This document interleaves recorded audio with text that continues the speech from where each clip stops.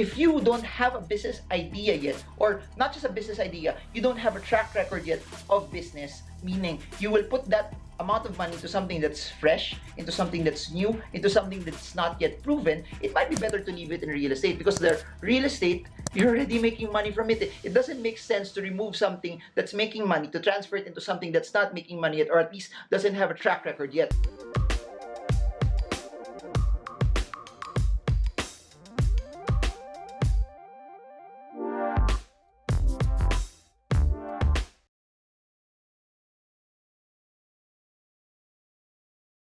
I'm still in this phase where I'm answering the questions that you guys have sent out via social media. As you all know, I love answering your questions. I love looking through the comment section and taking time to see the things that you would want as well. So keep on sending them, keep on putting your comments down below, and I'll try to make videos off of that, especially if I know that it's something that will give a lot of value to people who are watching. So I'm making this video based on a question sent by Joshua James Villegas. Sir Marvin, I need advice. I am a seafarer. Kudos to all of you guys who are seafarers, by the way. I bought real estate, good for you, in cash in 2017 for less than 3 million pesos. Now priced at 6 million pesos. So basically, he bought a real estate from 3 million. It has already doubled to 6 million pesos. Currently, I'm getting rent, but income is just below 150,000 pesos a year.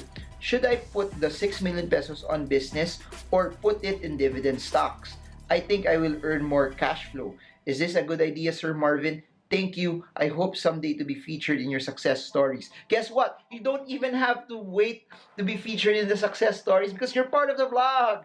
Yeah. Anyways, I like seeing more and more questions like this. The more specific your questions, guys, the better it will be. So just put it, not the general question, saan po maganda mag-invest? Ano po magandang investment? Ano po magandang stocks? That's nice and cool also, but it's nice to have something like this, very situational, that I know a lot of people also would like to know the answer to. So first of all, kudos to you. You bought a property that's now double in price. One of your issues is that you're just getting 150,000 pesos a year in rent. But if you try to analyze it, you place 3 million pesos. You are getting 150,000 pesos a year on rent. That's roughly 5% of what amount you place. One thing that I'd like you to revisit though is, and I don't have as much details, you have to check also, maybe since the property prices have gone up from 3 million to 6 million, maybe it's time also for you to raise your rent. If before your price of buying it was 3 million and then your rent was 150,000, maybe you should also increase it proportional to the values in that area. So my suggestion is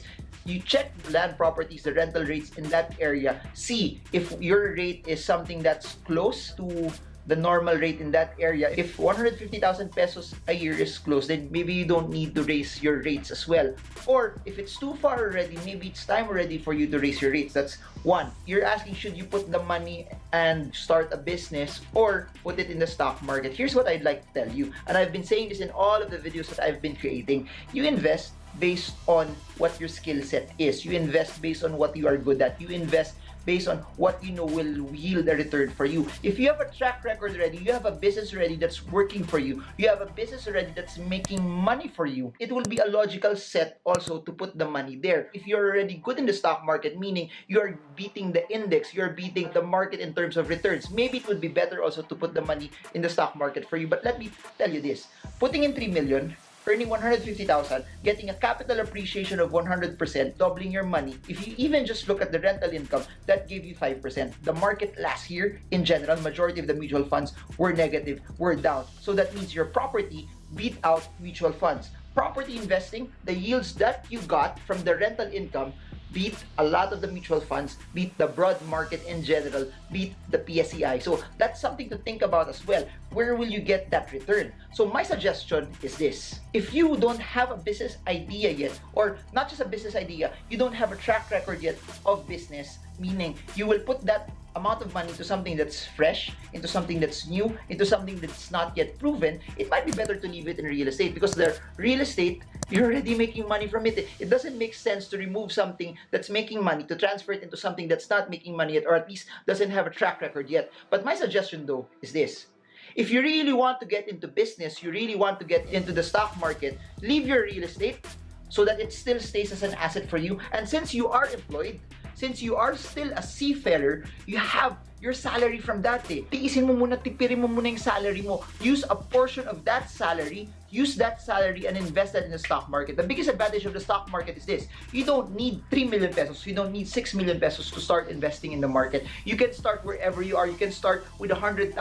You can start with even less than that. So leave that asset, let that asset appreciate for you, especially property prices now are increasing. I don't know where the area is, you didn't disclose where the area is, but that could be already an asset for you that could grow. Number two, that's giving you cash flow already. It's not a problem, it's not a headache. Then just use whatever part of your salary that you have to invest. So my suggestion is this also: you research now. If you don't have a business yet, use a portion of your salary to start researching, spending time to build what business will work for you. Then, if you already found it, for example, I want to sell this, I want to do this, don't scale it up, don't spend millions. For example, you want to start your own ramen shop. Do not spend 2 million, 3 million pesos yet building it. Try to start small. Try to probably cater it first to a few couple of friends. Magluto ka muna during birthdays and see kung meron mag-order. Find their feedback. Kasi guess what? I keep on saying this. If your friends don't ask for more, tapos libre siya, that means your product is not good. But if you fail at that level and they don't like it, your exposure is very, very small. You did not build a stall, you did not hire a lot of people, you don't have an accountant yet, and if it fails, it allows you to pivot. Ramen is not working for me, I'll try salad, I'll try burgers, or I still like ramen, I'll just change my formula, just change my menu. That's how you do it. That's how you start small. Then, as it starts getting better, you see, hey, this is gaining traction. I'm starting to make more money off of this. More people are getting orders. More of my friends want this. Then that's when you start trying to see how much capital you need. So while that's happening, please remember this: your money is growing. Habang nag-business ka, nagtatrabaho ka pa rin, nag-iipon ka na ng pera para sa business, but your money is growing with your skill and your experience. The same way in the stock market, it should be like that. Meaning, when you have money already to put into the stock market, the only time you put in more, the only time you start scaling it is when you see that, hey,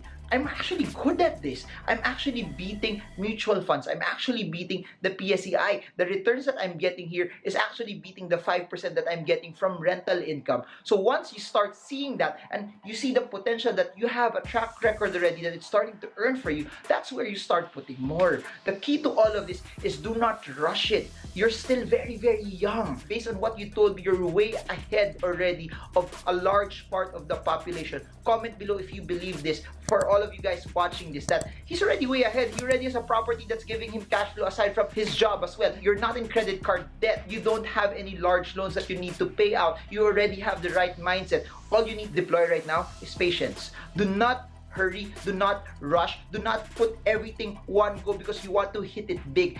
Do not rush. A lot of people have told me this when I was starting out, and I will give this advice to you as well. Do not rush. Be patient. Patience always wins. I'll repeat it. Patience always wins. You don't have to rush it every time. The fastest way to get rich is to do it slow. The fastest way to get rich is to do it right. So my suggestion, based on your question, maintain the real estate, but depends on your competence. Allow that to have cash flow for you. Build your stock portfolio and your business based on the money that you have right now, based on the extra savings that you have right now, so that even though it goes to zero, you're not losing millions. You're not losing a very, very large amount of money. You're just losing a very, very small amount of money that you don't plan to touch for a very, very long period of time. And that's what I want you to get.